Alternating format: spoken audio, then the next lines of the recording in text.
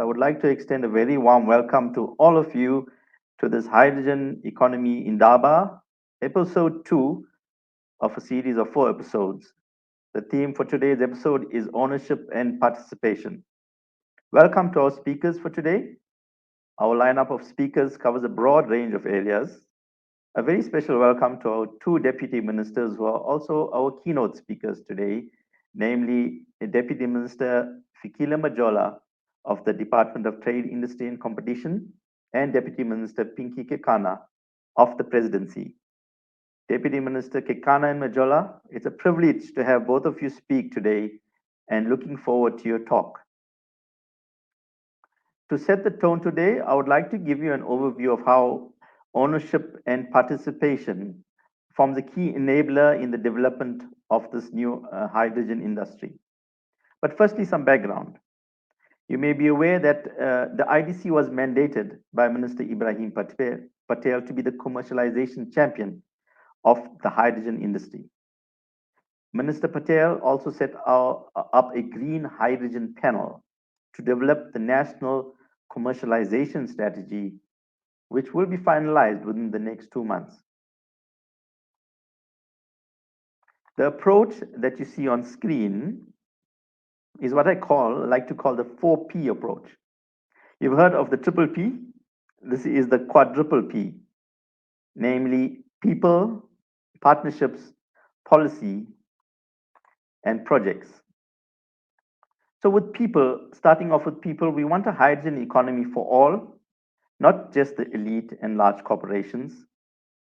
This new hydrogen economy needs to address people's needs for jobs, skills development. Our people need energy security to live their day-to-day lives. We need economic growth. Health and safety issues need to be addressed. And we need a future that is pollution-free for our children, grandchildren, and great-grandchildren to live in. This is what a hydrogen future promises for us all. Next, strategic partnerships is a key success factor. If we try to do this alone or work in silos in a disjointed way, we will go nowhere. We need to work together for South Africa Inc. Such key partnerships will include partnerships on financing, technical, manufacturing, project development partnerships also.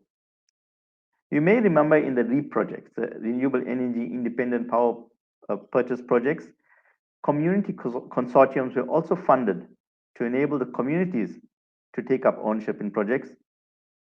We should do something similar for the hydrogen economy. Then we go on to policy. We can start this new industry, but if we don't get the right policy in place, we won't go far. Here we need to look at things like carbon pricing, tax incentives, import duties, export market incentives, example guarantees of origin, and the benefits that our strategic economic zones or SEZs provide. And finally, projects. And projects is what will get this new industry physically up and running. Projects is what will create jobs. Now, projects will include identification, development, and implementation of catalytic hydrogen projects. We want to utilize these pilot projects as industry debottlenecking vehicles. We should look at projects along the value chain from raw materials, renewable energy production of hydrogen, mobility applications, synthetic aviation fuel also. Project developments gives us the opportunity to do things correctly from the start by setting up businesses that will include previously disadvantaged from an ownership and participation perspective. So with that background, I would like to introduce you to our first keynote speaker for the day. But before doing that, some housekeeping.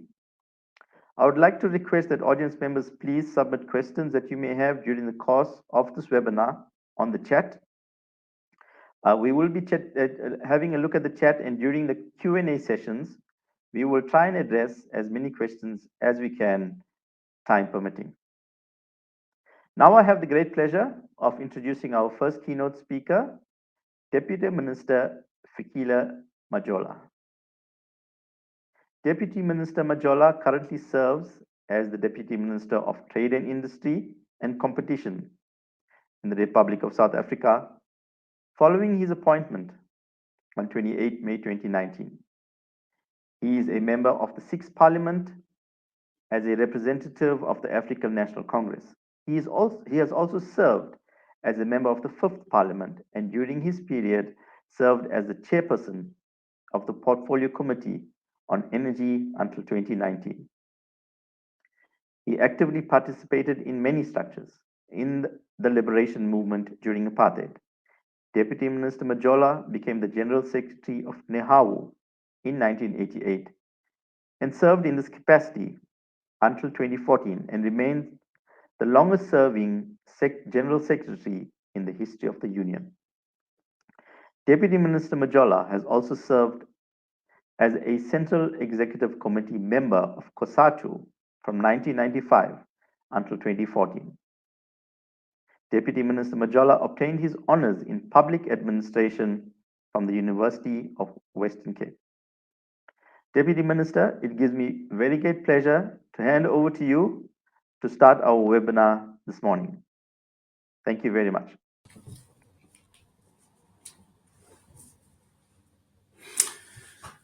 Thank you very much, Program Director, Deputy Minister Pinky Kekana, Dr. Stefan Libeng, Mr. William Mabapa of the National Union of Mine Workers, Mr. Kolas Tole,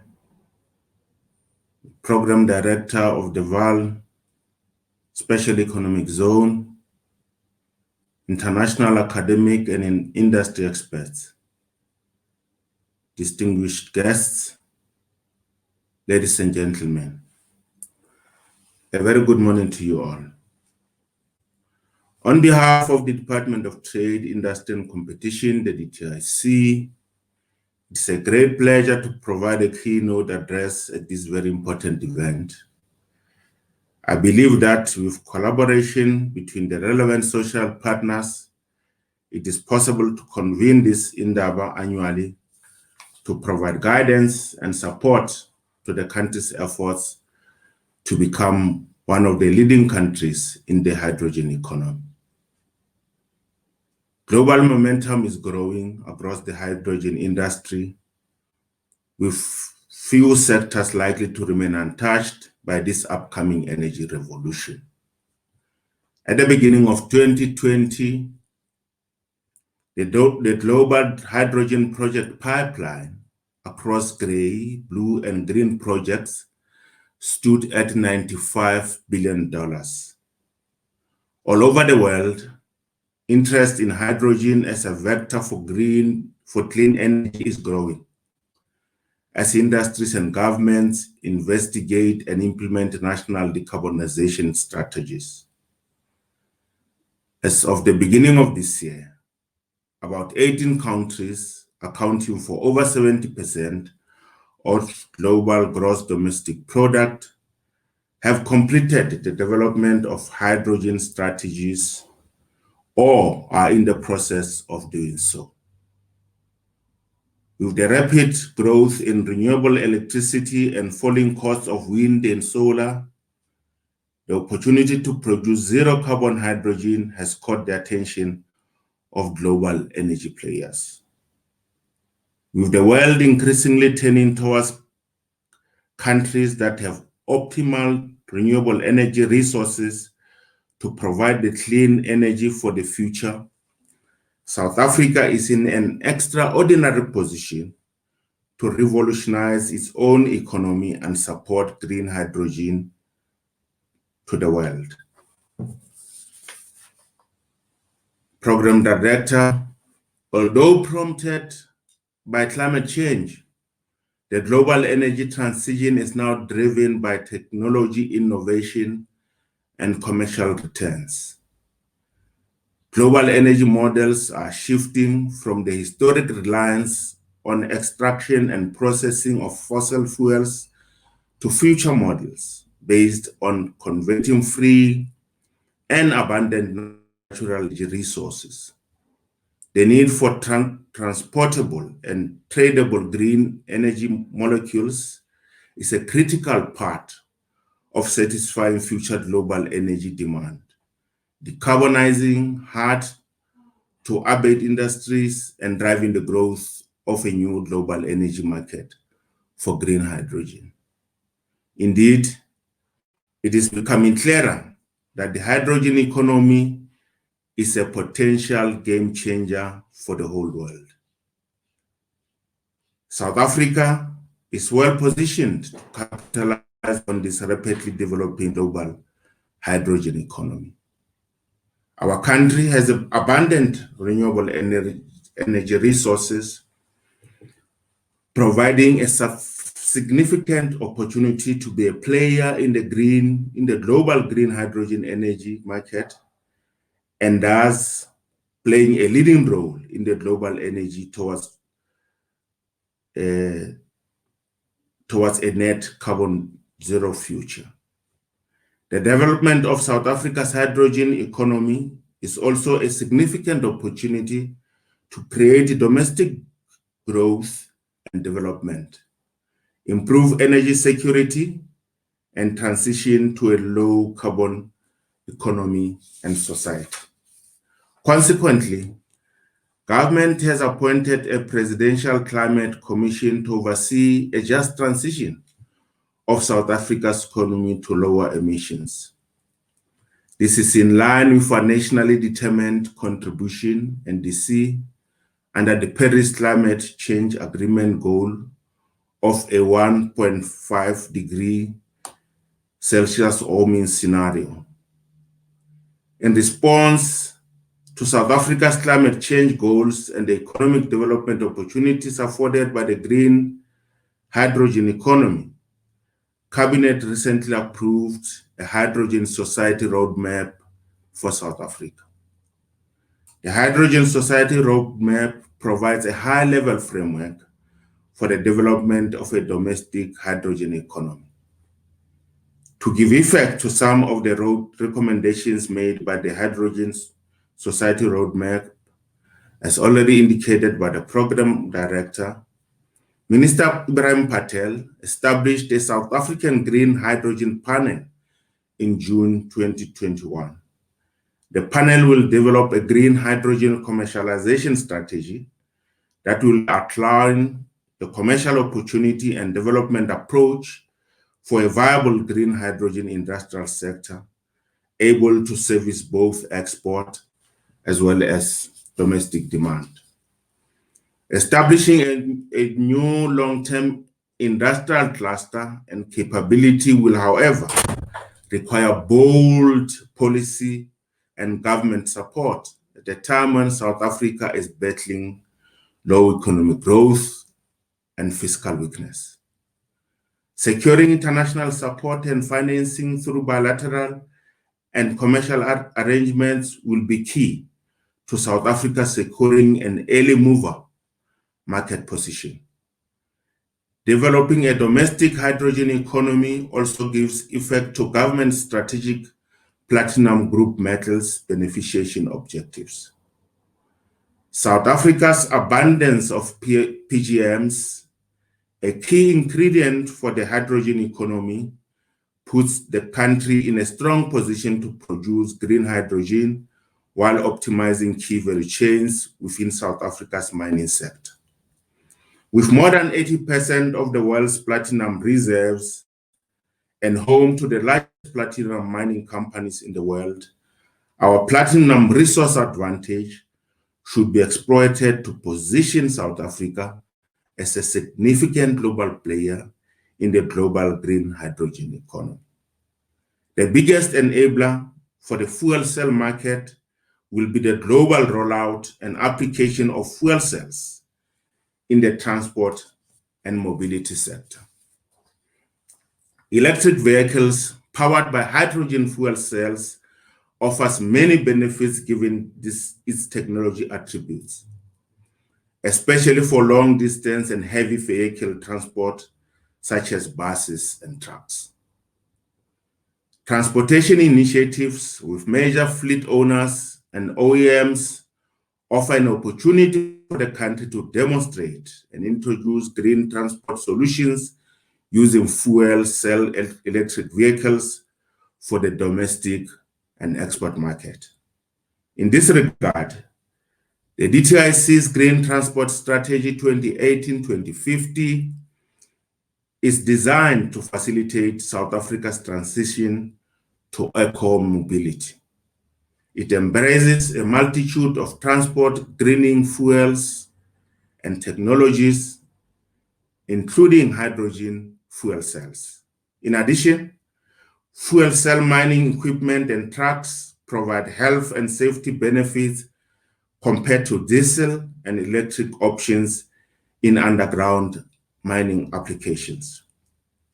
Anglo American is investing in renewable hydrogen production technology at its mines and the development of hydrogen-powered fuel cell mine haul trucks, earmarked to be the world's largest to run on hydrogen. In collaboration with the private sector, a feasibility study is underway as the first phase of the Platinum Valley Initiative, which will drive the planning, design, construction, and commissioning of projects related to the development of a hydrogen valley. Program Director, the study will support plans to develop a hydrogen valley linking the Northern Cape, Gauteng, and KwaZulu-Natal. The Hydrogen Valley is one of the first projects that will be implemented to support the Platinum Valley Initiative. SMMEs will be supported to take advantage of opportunities in the just transition to a green economy. South Africa's Hydrogen Valley will identify concrete project opportunities for kickstarting hydrogen activities in promising hubs. The aim is to boost economic growth and job creation, drive the development of new industries, increase value add to the country's platinum reserves, and reduce the country's carbon footprint. A key challenge for the widespread adoption of hydrogen are, however, its high development costs. This challenge requires a well-coordinated approach to provide immediate solutions. Global uptake, driven by greenhouse gas commitments and growing green finance options, will assist in unlocking the required volumes and economies of scale necessary to make green hydrogen economically viable. Domestically, the DTIC is currently reviewing its critical infrastructure program, the CIP, so that it may assist in alleviating some of the infrastructure costs associated with hydrogen production, fueling, and transport facilities. The Special Economic Zones program, driven by the DTIC, also offers incentive support for investment and exports. The national government, through the DTIC, and the Gauteng provincial government are working together at the moment to oversee the designation of the Vaal Special Economic Zone and the development of a smart city.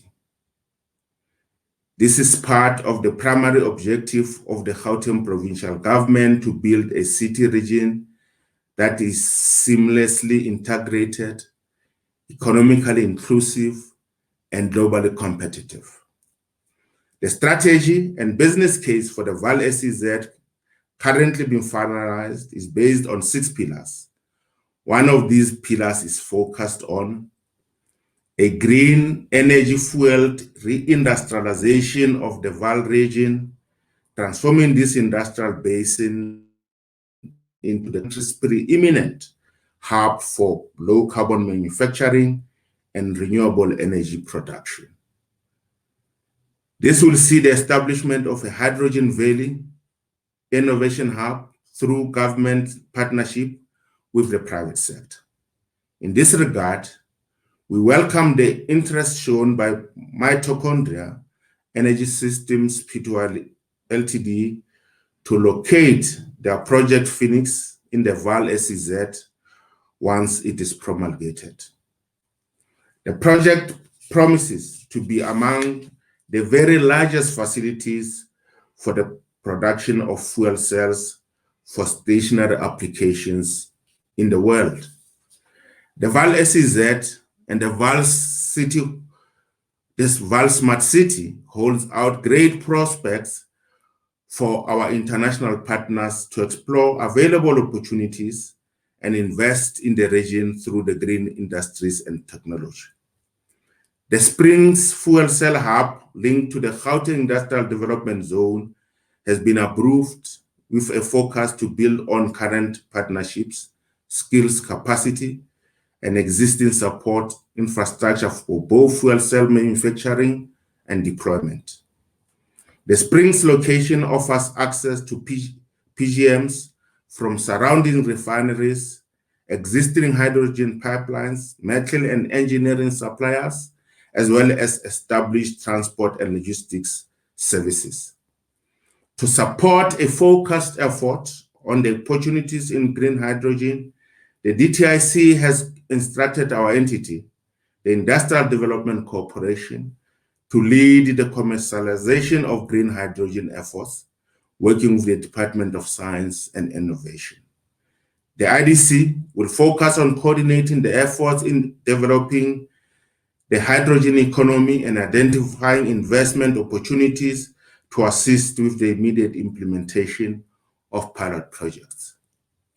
Furthermore, the IDC has been given the mandate to actively form partnerships with the private sector in funding opportunities across the green hydrogen value chain. The IDC funds project development work, project finance, and direct deal transactions in the hydrogen economy. This funding covers all areas of the hydrogen value chain, including raw materials, renewable energy generation, hydrogen production, storage, distribution, equipment and component localization, and various applications such as synthetic aviation fuel, ammonia, hydrogen vehicles, green steel, and so on.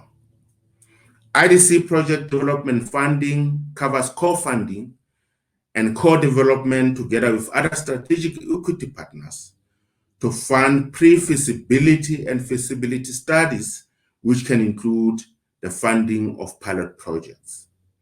Additionally, the IDC manages several green bonds and is developing a sustainable bond framework which will contain funding instruments based on sustainability criteria.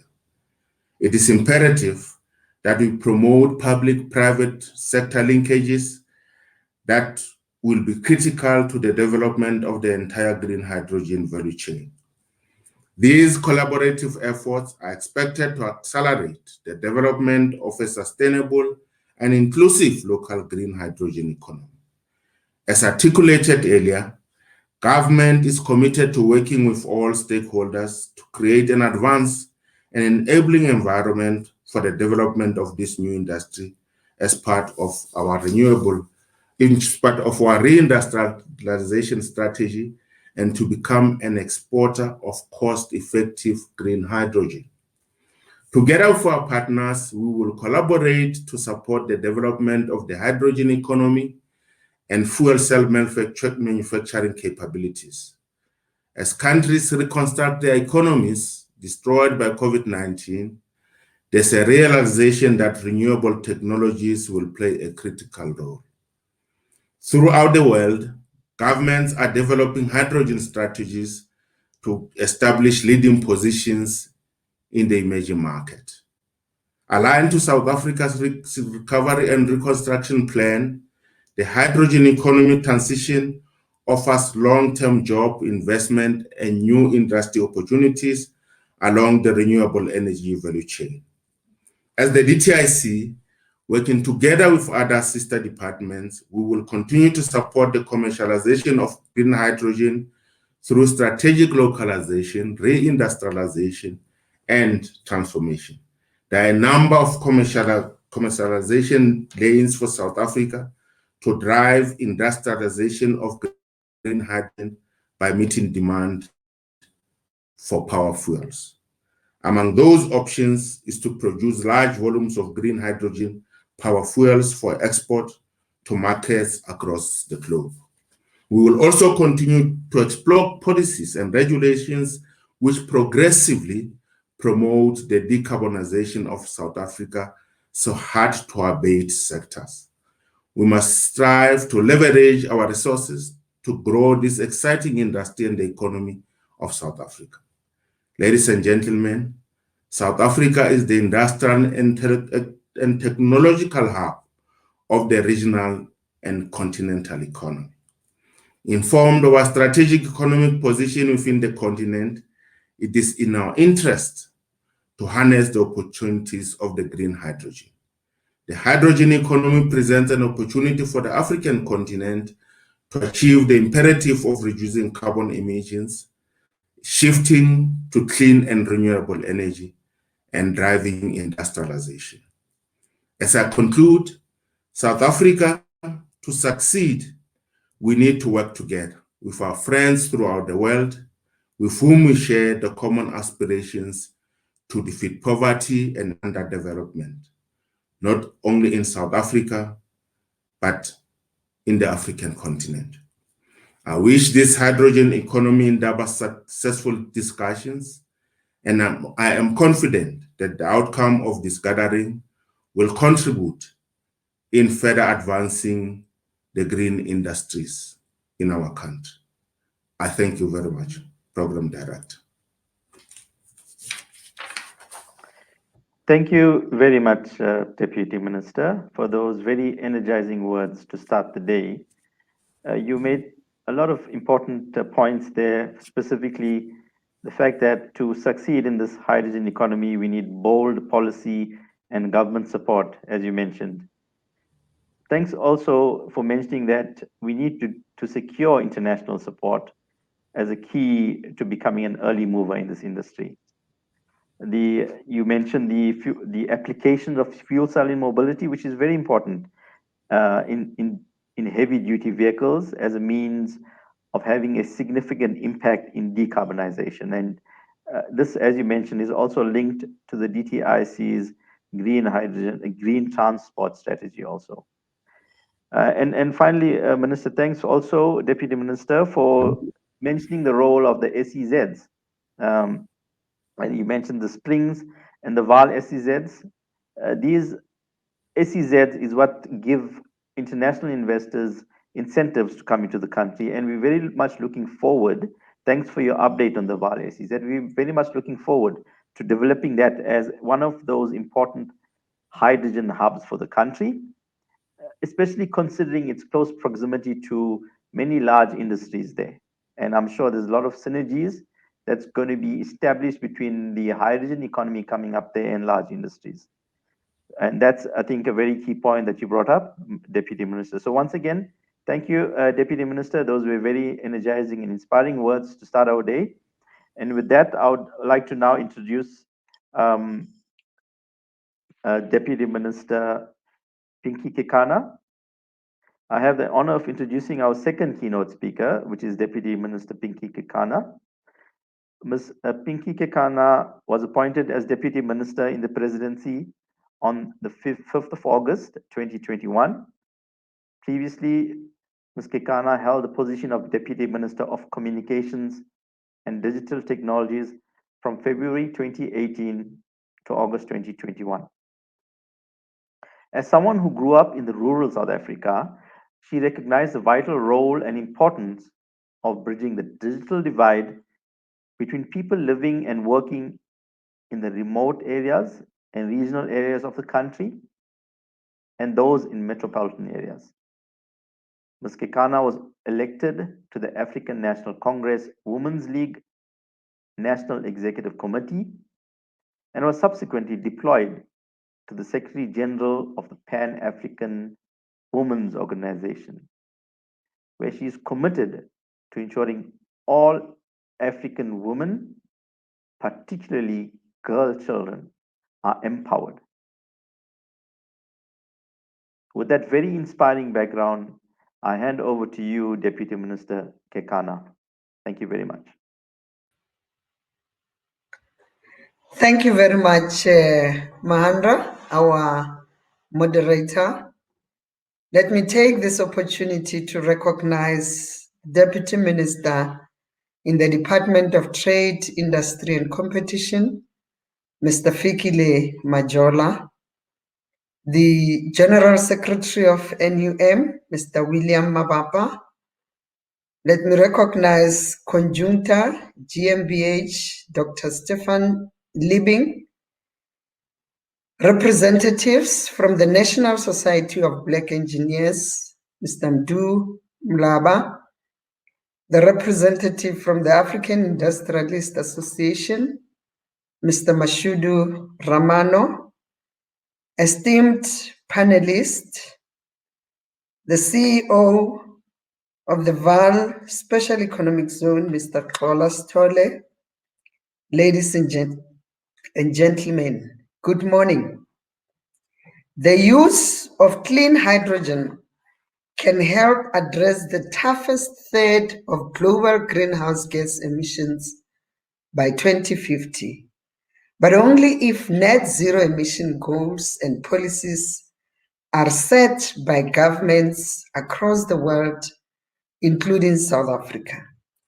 The falling cost of making hydrogen from wind and solar power, or the hybrid technology, offers a promising solution in cutting emissions in some of the most fossil fuel dependent sectors of the economy, such as steel, heavy-duty vehicles, shipping and cement, all of which are major sectors in South Africa and Africa. There is much debate about the role of green hydrogen as a key energy vector in a decarbonized world. But in South Africa, the discussion thus far has been focused on what the opportunities for the country might be to become a leading player, considering its unique position as the world's largest producer of Pgms and its subsequent huge potential for renewable energy production. In this week's newsletter, President Cyril Ramaphosa wrote, I quote, "It's no exaggeration to say that the world is facing a climate crisis of unprecedented proportions. The latest report from the world's leading climate scientists has warned that the pace of global warming is rapidly increasing, and sub-Saharan Africa has been experiencing temperature increases well above the global average. Climate change presents serious health, environmental and economic risks for our country. These risks will have increasingly damaging effects on human health, water availability, food production, infrastructure, and migration." Close quote. The devastating impact of climate change is already being felt in South Africa. One just needs to think of the water and energy crisis facing our country on a daily basis due to unprecedented droughts and flooding. Also, as the world becomes more competitive in respect of a zero net carbon emission status, South Africa's manufacturing sector, that is driven by coal-generated electricity, compromises us in respect of global trade barriers and consumer behavior that is quite rightly being steered away from carbonization. In undertaking widespread consultation, there is a call from social partners for an ambitious, realistic, and most importantly, impartial transition. Our migration to a decarbonized economy is dependent on crafting an objective transition that will not only meet social obligations to our people, but also enable our economy to grow immensely. I wish I could say it is going to be easy.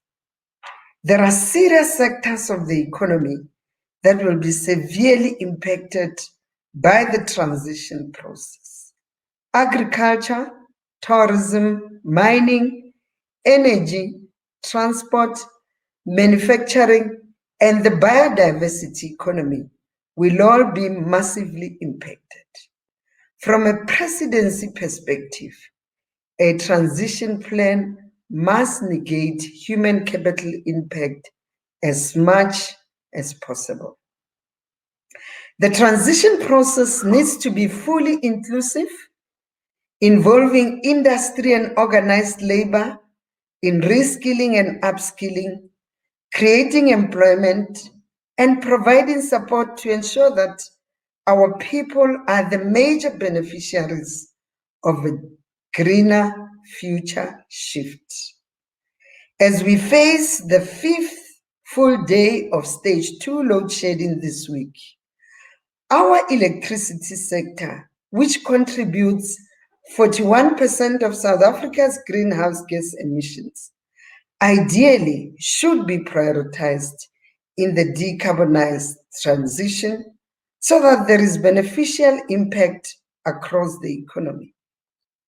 The President advised that we'll be decommissioning and repurposing coal-fired power stations and investing in new low-carbon generation capacity, such as renewables.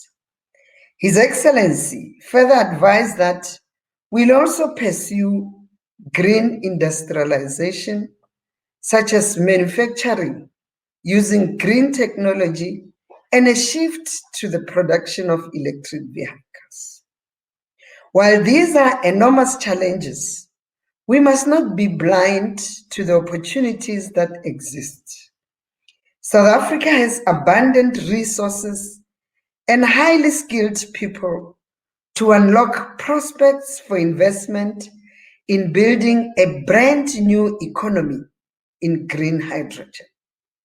The scientists tell me that the potential of green hydrogen is in its ability to decarbonize sectors that are traditionally difficult to decarbonize through renewable energy and direct electrification. These sectors include aviation, maritime, heavy-duty transport on the mobility side, and steel, cement, and ammonia production on the industry side, creating opportunity for solutions and economic activities. Currently, the world market for hydrogen economy is approximately 17 million tonnes per annum, with the vast majority, or approximately 96%, being grey hydrogen. Sasol is a major player in the world hydrogen market, producing approximately 2.3 million tonnes of grey hydrogen per annum for domestic use. In the pursuance of solutions, job creation, economic participation, and financial inclusion is critical for us. Eskom will soon be commissioning a pilot project at the Komati Power Station, which will be shutting down the very last coal-fired unit in 2022, thereby producing power through renewable energy. Komati serves as the case study to understand the dynamics of such an undertaking of transition from coal dependency could be achieved. The recently updated and approved nationally determined contribution sets out the emissions targets toward net zero carbon emissions by 2050, giving us a target range for emissions restricting global warming to less than 2 degrees Celsius at the top of the range and the bottom of the range, compatible with the goal of restricting warming to less than 1.5 degrees Celsius. Our success fully depends on the support we get for the transition from the developed economies and for them to deliver on their promises for assistance. This is not about perpetuating further aid and dependency, but rather about a global agenda for the biggest polluters to take responsibility for this climate change crisis, as it is now the developing countries who are the most affected. Although South Africa has a long history of researching green hydrogen for the decarbonization of transport, green hydrogen's potential is relatively less explored. We also lag behind Chile, Australia, North Africa, and Middle East in announcing our intention and appetite to be a major green hydrogen production hub. And this must change now. Over the past 9 months, the Investment and Infrastructure Office in the Presidency has been working with the Northern Cape and Gauteng provincial governments to develop catalytic green hydrogen projects. And our Deputy Minister has covered on some of these things. And these will underpin provincial green hydrogen strategies, with the Northern Cape being the production hub and Gauteng being the domestic demand hub. This project, together with the Department of Science and Innovation's Hydrogen Society Roadmap for South Africa and the Department of Trade, Industry and Competition's Green Hydrogen Commercialization Strategy, will be the foundation of a national green hydrogen strategy. We have an opportunity to empower a new generation of Black industrialists, driving a green hydrogen economy, and half of them must be women. The 2020-2030 decade of African women's economic and financial inclusion, and the Women's Assembly launched by the President recently, is an indication of the Presidency's commitment to the inclusion of women and youth in the economic agenda of South Africa. And this must include the burgeoning green hydrogen economy. As I conclude, as the whole world anticipates the COP26 Climate Summit, there is a window of opportunity to create awareness about the true state of climate crisis and mobilize additional climate funding for South Africa's green future to be realized. Program Director, I want to wish this hydrogen economy in Durban a success, and that we'll emerge with a program of action that will take South Africa forward and grow our economy. I thank you. Thank you, Deputy Minister Kekana, for those encouraging words. And you indeed brought about many important points, starting off with the ability of hydrogen to decarbonize more sectors than just renewable energy alone. And that's very important for our country, as we do have large industries that has the potential to be decarbonized by green hydrogen. You made an important point about consumer behavior that is being steered away from carbonization globally. And I think that also impacts South Africa. I like what you said about we need to meet social obligations and economic growth at the same time. The just energy transition that you mentioned, and the fact that industry and organized labor needs to be responsible for reskilling and upskilling. You also reminded us that there is a global commercialization race happening right now, and South Africa needs to act quickly to take its place in this race.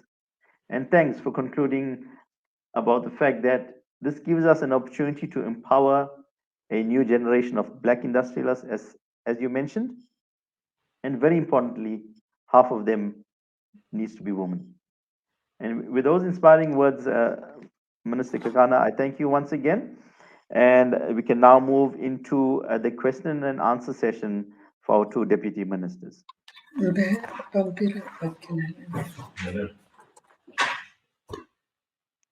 So we have the first question for Deputy Minister Majola. And the question relates to ownership challenges of the hydrogen economy value chain.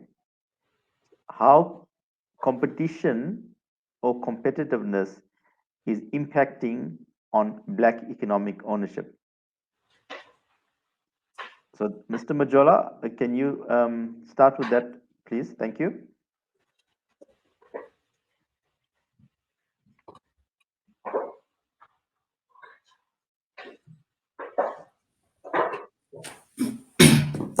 Thank you very much, moderator. First, let me start off with something very important that you highlighted from what Deputy Minister Kekana said with regard to the need for South Africa to position itself in the development of this new industry to ensure that we can further deepen our program of building Black industrialists, and especially women and youth. We needed this sector, as I said already. The main inhibitors are going to be costs.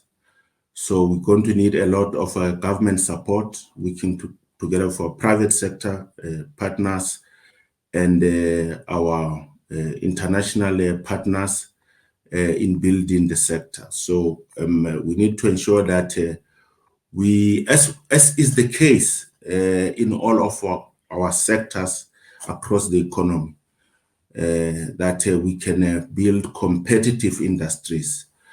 What we're doing now is we drive deeper localization in South Africa. We recognize that competition with especially developed countries is very stiff. So the question of ensuring that there's we facilitate competitiveness as we broaden domestic production is going to be very important for South Africa in all the sectors, including the current sectors of the economy, but also in the emerging sectors of the economy. So in particular, Black industrialists, who in particular should be women and youth, will not succeed and South Africa as a whole on the competitive edge if there is not going to be a lot of government enabling policy and financial support. So for the question that has just been raised, I think that the issue of competitiveness is one of the biggest challenges facing South Africa in our localization and industrialization drive. So I thank you, Chairperson. Thank you, Deputy Minister Majola, for that response. So Deputy Minister Kekana, I have the next question for you. And this relates to the role of the presidency in coordinating other government departments. So we need a number of government entities to provide different kind of policy instruments and incentives or support in general, government support for this new industry. For example, Department of Transport has a role to play in mobility, DTIC, DMRE on energy generation. So I would like to just understand to what extent can the presidency and especially play a role to unite the different government departments to align on enabling this hydrogen economy. Thank you. Thank you very much, Chairperson. I think you have also seen the infrastructure unit that has been led by Dr. Ramakgopa, which is also driving this initiative. In the infrastructure summit that took place a week or so ago, it's an indication that coordination will be led from the presidency to make sure that enabling legislation, frameworks that will be needed, all other impediments are dealt with with agility, so that as a country we're able to respond to some of these things. So the president himself also wants to see this taking off ground, because to us it's a catalytic project, and it can bring or become a game changer, having looked at how load shedding and the unavailability of electricity has been in a way affecting the economic growth and activities in South Africa. Thank you for that response, Deputy Minister. And it's actually very encouraging that we have support right from the president himself for this economy. Thank you. Deputy Minister Majola, the next question relates to the role of DTIC, specifically with regards to localization. So as an example, in the REAP program, DTIC played a very critical role to enhance the use of local components and equipment.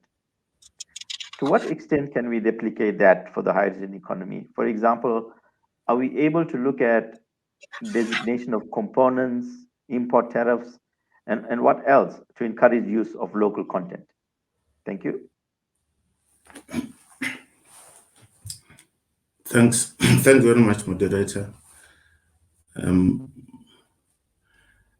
Let me say that, firstly, during this period, one of the DTIC and the whole of government's major imperatives is to drive deeper localization, so that we can shift the balance of trade in favor of South Africa. For this localization to take place, would need to ensure that there is more support going to our domestic producers. I've already said that we're looking at the DTIC's infrastructure, critical infrastructure grant, to align it to ensure that it can provide support to this emerging industry. So it is something that the DTIC will be working on, and I think it is something that we've got to complete quite fast to ensure that we can give industry the confidence that as soon as they enter into this new industry, they will be able to get support from the DTIC. We're very much interested in ensuring that we can reduce our import bill by about 20% in the next coming years. So that's a very big challenge that is going to depend on our ability to ensure that we can build competitive industries as we deepen localization. So with specific regard to the hydrogen economy, it is something that in the DTIC we'll be working on to see how we reconfigure our critical infrastructure grant, including the grant that deals with support for technology, to ensure that I know that we're now in the process of finalizing the guidelines with regard to the technology and the human resources guidelines support to industry. So we will also ensure that as we finalize that it can also focus specifically on the emerging hydrogen economy. Thank you, Deputy Minister. And that is quite important because we are aware that there are already local companies who are setting up component manufacturing facilities, and they're going to need the support. So that's very important. Thank you for that feedback. So I think the next question we have can go to both Deputy Ministers coming from the audience, and it says, what kind of SMME support can we look forward to in the hydrogen economy? So, Deputy Minister, either of you are welcome to take this one. Thank you very much, Mr. Mahandra. I think there are lessons learned during the process of IPPs, and I think through this project we need to improve on South African-based companies' participation. And what is important is to make sure that our SMMEs participate in the whole life cycle of the project. And the funding must also deal with that. From the acquisition of land to equity ownership, to operation and maintenance, to asset management, and even ensuring that there's local skills development capacity of South Africans, so that we know in that whole life cycle, our SMMEs are in that process. We have seen in the IPPs, I mean, South African-based companies participated, but even up to now, we cannot proudly say our SMMEs are benefiting. So we have to, all those who are participating, and this endeavor must also make sure that the entire value chain or the life cycle of this project, South African-based companies participate. And as I said, women and young people can't be left out in this whole process. Thank you very much. Thank you, Deputy Minister. I may add, thanks very much, DM. I may just add that, firstly, let me say that I think the presidency, of course, our lead department will be small business development with regard to addressing the question that's been raised. But it is critically important that the presidency should play a leading role in coordinating the efforts to support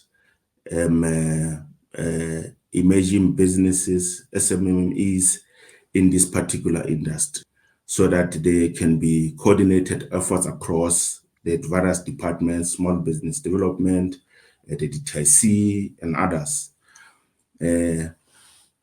Because Mr. Mashudu Raman was telling me the other day when we were having a small conversation about the potential this industry has. So he was giving me an example. So he gives me an example of the size of the mining industry that has been the backbone of South Africa's economy for many years. And then he says there's a real potential that this hydrogen industry, green hydrogen industry, will become the mining industry of the future as a backbone of the economy. So if that's going to be the case, we need to ensure that very early on, we can ensure that we're building an inclusive industry by ensuring that small participants, emerging participants, especially Black participants, women and youth, are embedded in the process. So I think that the presidency can play a very key role as a leader in coordinating that effort to ensure that we give support to small, medium and micro enterprises. Thank you. Thank you very much. Thank you. Thank you. And thanks also, Deputy Minister Kekana, for emphasizing the role of the value chain. This is a new industry, and we do need to look at it across the value chain, and specifically the role of SMMEs across the value chain, because they need to be skilled across the value chain and not just in one or two areas. So that's also important. Thank you. So I want to move on to a question relating to PGMs. And maybe Deputy Minister Majola, this is probably directed to you. How can we ensure that PGMs are made available to locally empowered manufacturing companies for beneficiation into the hydrogen economy related technologies? And this is a very important question because we do have a large endowment of PGMs, which goes into the equipment required for hydrogen production. And rather than selling it off or exporting all of it, we need to be able to beneficiate it for local use into these equipment. So the question asks, how can we ensure that the PGMs are made available to locally empowered manufacturing companies? Thanks, Moderator. I think this is a very important question. Let me not pretend that I can give a comprehensive and clear-cut answer to that. I think we require a conversation with this on this matter with our Department of Mineral Resources and Energy to develop a clearer strategy. I don't know that in the Northwest Province, there have been initiatives there with regard to the Platinum Valley. I know that in the Limpopo Province, in the Tubatsi area, especially where we intended to establish a special economic zone, we now going to be focusing on ensuring that we can beneficiate in that special economic zone the minerals that come out of the mining areas in the Fetahomo Tubatsi area in Limpopo. So this would happen in several mining areas in the country. So we've got to work out a comprehensive strategy as recommended with the various departments, including mineral resources and energy, to ensure that as we begin to beneficiate, that empowered companies can become part of the value chain. So I think mineral beneficiation is going to be one of the key focus areas for government as we move forward. And I look forward to us paying more attention, DM Kekana, in the Northwest and in Limpopo, especially in the special economic zones, to ensure that these become centers of beneficiation. Maybe just to add, Mahandra. In my other life, Mr. Mashudu knows, I was the MEC of Economic Development and Tourism in Limpopo. And the reason why we made 2 applications for the SEZ, the one in Musina was more on logistics and one-stop border post. And if you look at the Beggarsford one, it was more on the fuel cells. It was anchored around beneficiation of PGMs and using fuel cells. And that's why we had that partnership with the University of Cape Town. But what I can also say, Limpopo entity, which Mr. Mashudu Ramano once chaired, it is now called Limpopo Economic Development Agency, has a branch in it that owns a mining company. And in that mining company, they've got licenses for PGMs and so on. And this is an opportunity where a provincial government can empower SMMEs to access the raw material and then be able to beneficiate. It's one element where we can realize the public-private partnership initiated by government. Thank you, Deputy Ministers. And I think, the role of also incentives and government support is going to be important when it comes to PGMs, and making sure that local companies can also beneficiate them in a way that will benefit the country from a macroeconomic perspective. Thank you. So I think the next one is an important one, and it's probably directed. It's coming from Mr. Mashudu Romano, directed to both DMs. It says that we have received proposals to develop a woman in hydrogen accelerator program. What support can we expect from government?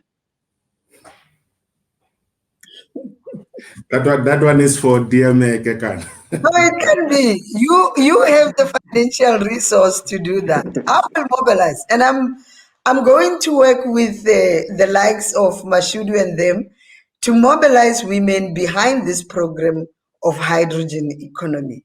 Mobilize women and youth behind this program. So IDC, all our funding institutions, including the DTIC and many other strategic departments, have to be available to make sure that those initiatives are funded. I hear what Mr. Mashudu is saying, but I also think, the fact that we want clean energy and other things, international funders will also play a role in helping us. But and the need is for us to be more organized. I see Germany is coming handy on some of these things. So we need to be more organized, more structured, and understand each one's role, the kind of support that all the role players will want to play. And based on that,